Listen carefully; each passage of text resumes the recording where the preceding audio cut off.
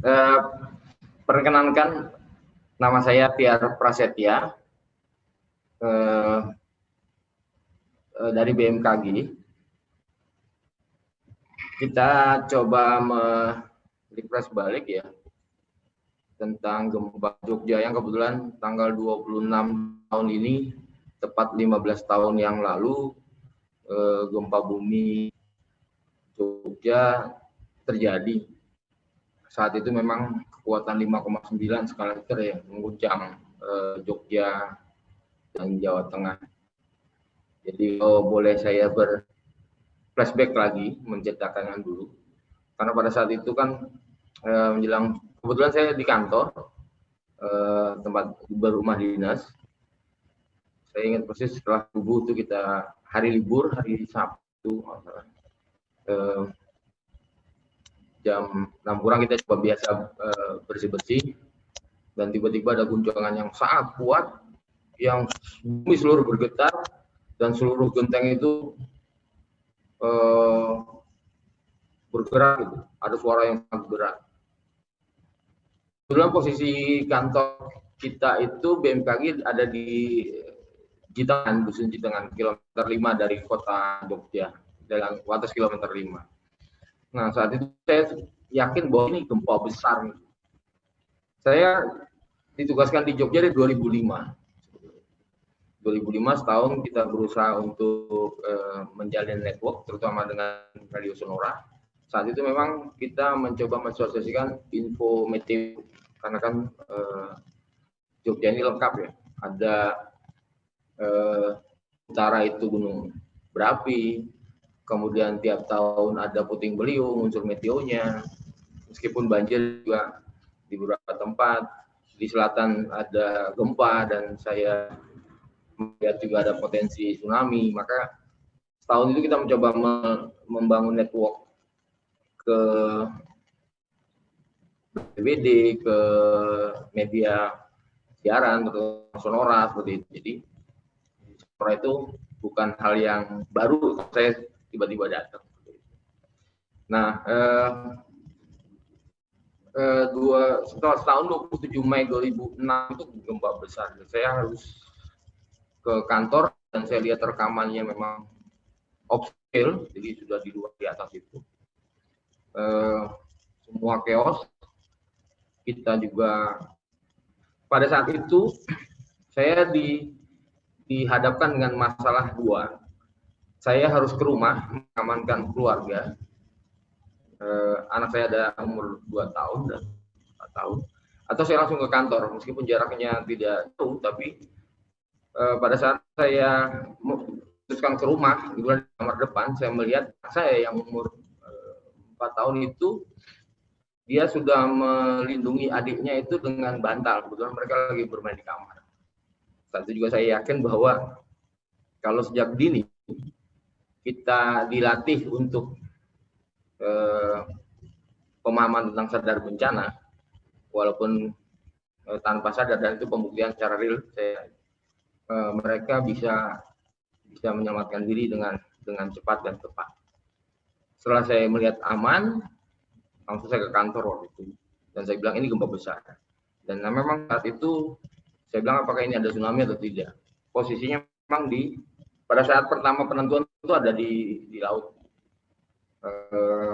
karena sensor juga masuk baru beberapa yang langsung diproses. Tapi semua perkembangan berita itu bilang bahwa ini tsunami.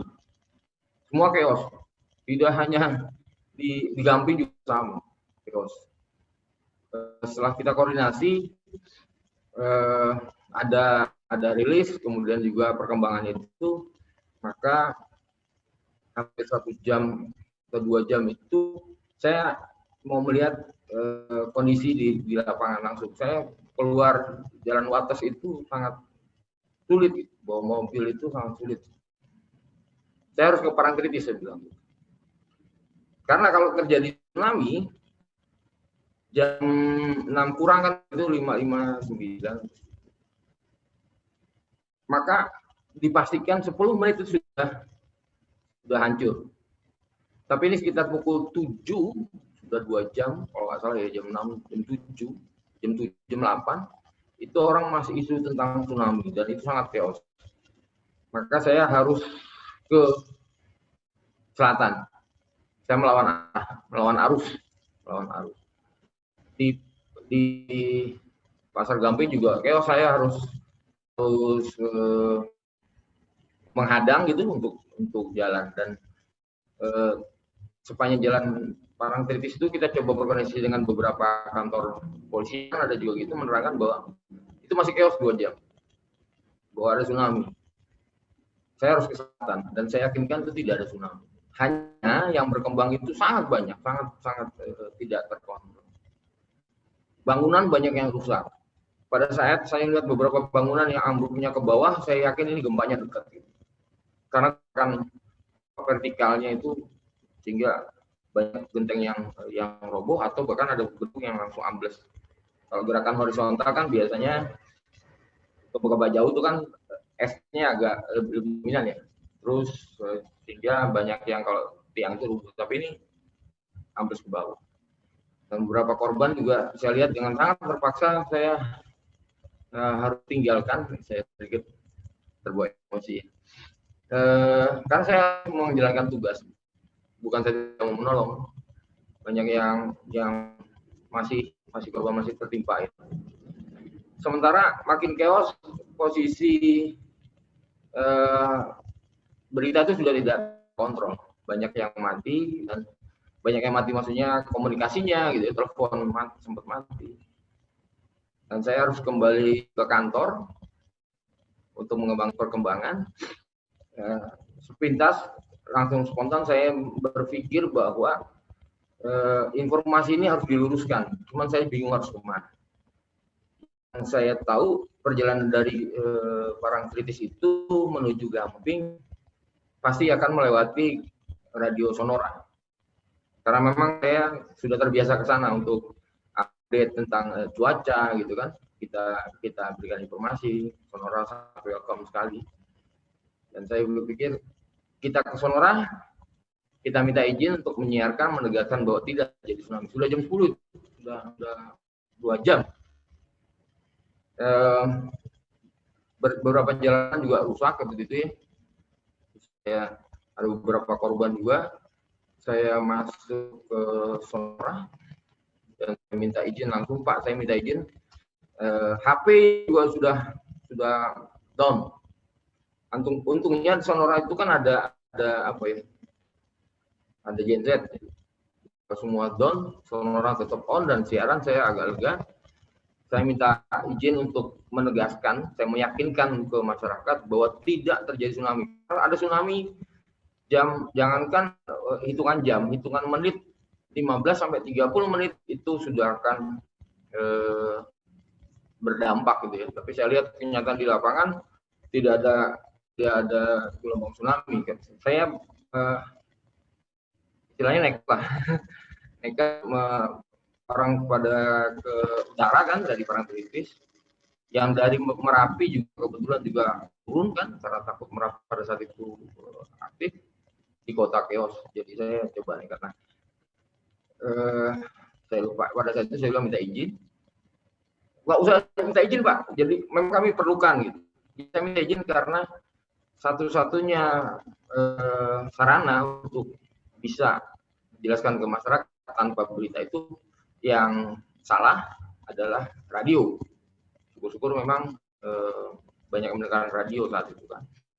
Jadi saya menegaskan kembali, ada wawancara singkat bahwa saya tegaskan sekali lagi tidak ada tsunami. Jadi jangan panik, saya bilang. Kita sudah panik tentang gempa yang besar, kemudian beberapa juga dimanfaatkan sama orang-orang tertentu untuk mengambil keuntungan.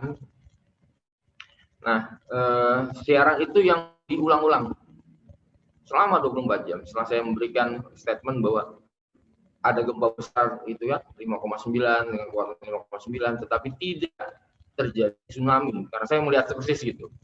Memang banyak kehancuran di sana, Parangtritis banyak chaos, tapi tidak ada gelombang tsunami yang datang. Kalau ada pasti setengah jam sudah sampai di pantai itu. Itu yang diulang-ulang terus berkali-kali. Kalau ada berita apa berkali-kali diulang.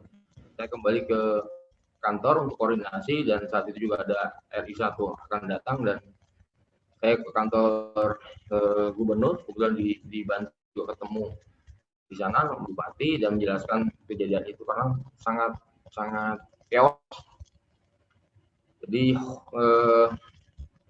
informasi yang salah itu membuat jadi masyarakat jadi sangat chaos. Jadi kalau kerja sama Sonora memang tidak instan ya. Jadi saya merasa bahwa hubungan baik dengan media. Kemudian waktu itu kan banyak TV dan kemudian radio itu lebih mudah masuk ke masyarakat karena mudah didengar kapan aja, dan kalau kita bisa di mobil pun pasti mendengarkan radio. Dan saya dengar memang itulah yang saya dikasih tayangan itu kami ulang-ulang, dan ada beberapa pendengar bilang bahwa itu cukup bisa menenangkan karena pukul 12 pun masih chaos.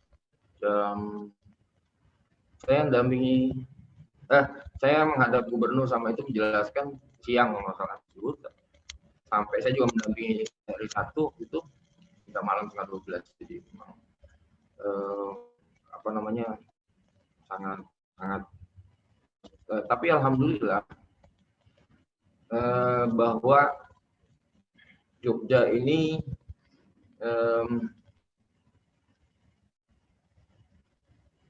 mempunyai kebiasaan gotong royong yang cepat seperti itu ya. Jadi bencana gempa bumi dan tsunami itu gempa bumi pada saat itu cukup besar sehingga untuk tanggap darurat, recovery itu sangat mudah, dan termasuk Sonora juga ikut andil bagian pada saat itu membagikan beberapa bantuan akibat gempa.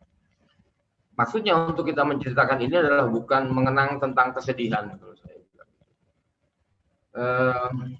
Karena kejadian yang besar itu memang harus menjadi nasihat buat generasi kita di masa depan. Sebelum kejadian gempa, banyak rumah-rumah yang non engineering gitu. Artinya hanya tembok pasir, tidak ada slope. Jadi sebetulnya kalau kita coba ingatkan bahwa gempa itu sebenarnya tidak membunuh. Memang pembunuh yang paling besar akibat dari gempa bumi itu adalah tsunami masif. Dia pembunuh. Jadi gempa itu tidak membunuh, yang justru memberikan kerugian itu adalah tentang jatuhnya bangunan, tanah longsor dan sebagainya, efek dari gempa. Efek yang paling besar yang bisa membunuh secara masif adalah tsunami. Nah, persoalannya adalah, dan gempa itu termasuk salah satu sunatullah. Jadi dari dulu memang sudah terjadi gempa, sekarang terjadi gempa, bahkan masa akan datang akan terjadi gempa juga. Pertanyaannya adalah, kalau gempa itu terjadi, kita itu sudah siap atau belum? Apakah kita sudah siap mengurangi resiko bencana akibat gempa? Karena gempa itu tidak akan bisa dihilangkan. Selama bumi bergerak, lempeng bergerak, terjadi akumulasi energi, maka selama itu juga gempa akan terjadi. Satu. Dengan cara apa? Dengan cara mitigasi. Mitigasi apa? Mitigasi itu ada yang pasif dan aktif.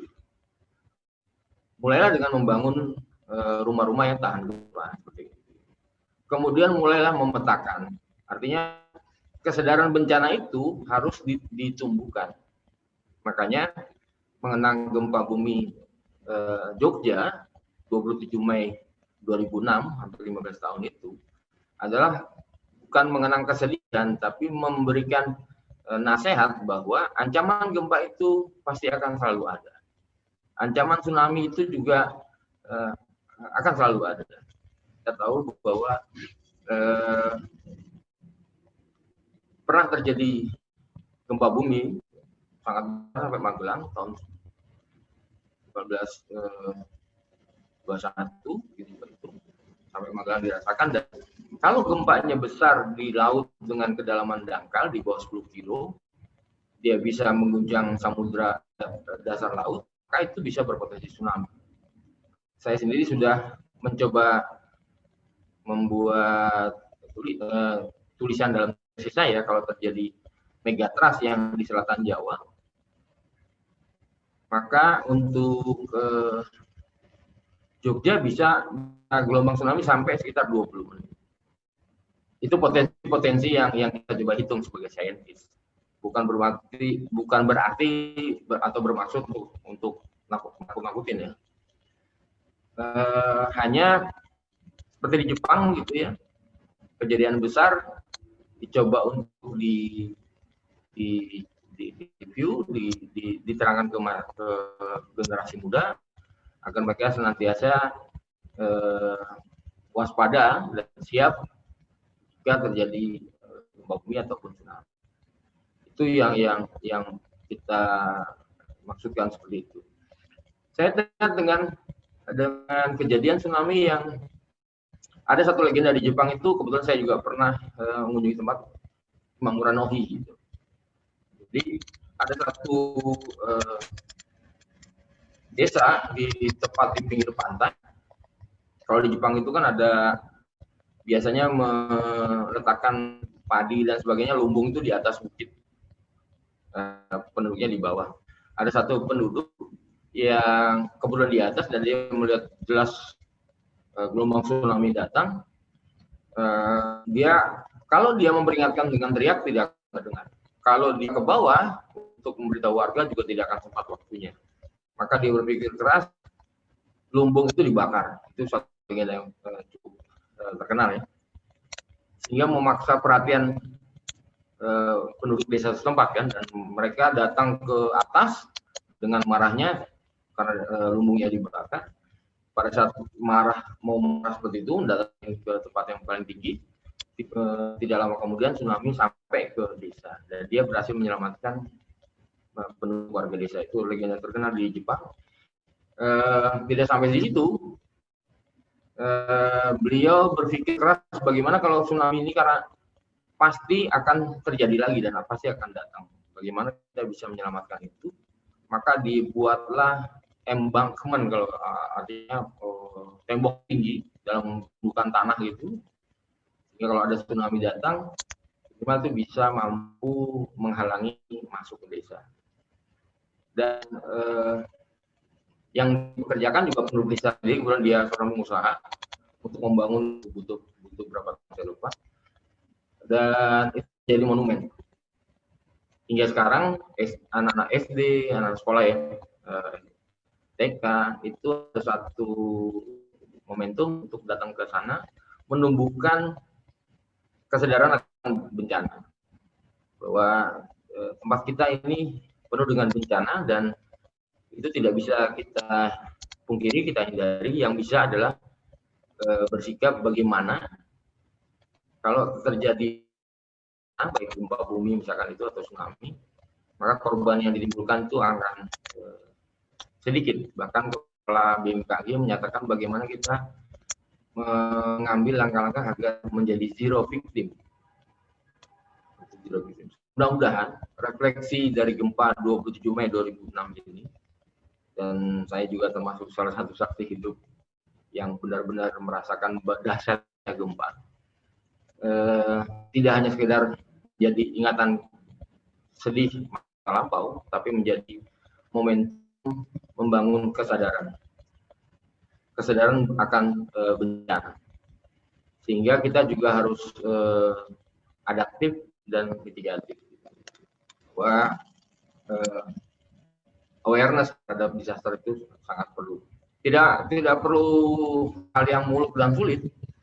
Mulai dari kecil di lingkungan keluarga kita biasakan anak-anak, seperti tadi saya punya pengalaman real. Jadi anak-anak saya tuh 2 tahun saya cuma bisa saya kalau film itu film-film tentang kebencanaan gitu ya, bagaimana cara menyelamatkan diri, bagaimana.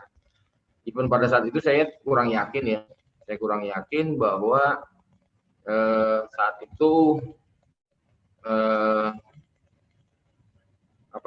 bisa nangkep umur 2 tahun itu kan.